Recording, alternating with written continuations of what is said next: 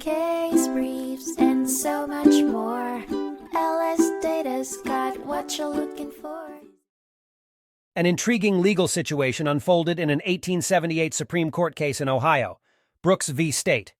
Could keeping found money amount to larceny? The case originated when a sanitation worker found a roll of unclaimed cash while cleaning city streets. Opting not to share his discovery with his colleagues, the worker chose to keep the money for his personal use. The legal wrinkle, however, hinged on whether the worker, at the time of the discovery, had reasonable grounds to believe that the money's rightful owner could potentially be traced.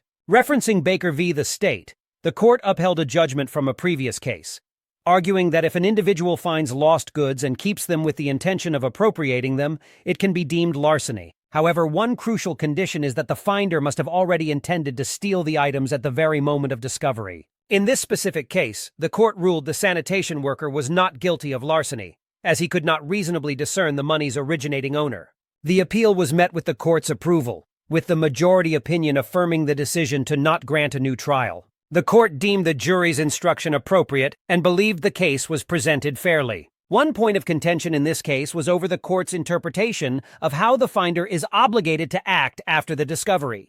The verdict challenged the idea that the finder should act honestly with the lost property, proposing that the adverbs properly or rightfully would be more accurate. A nod of agreement came from Chief Justice Gilmore, who concurred with the dissent.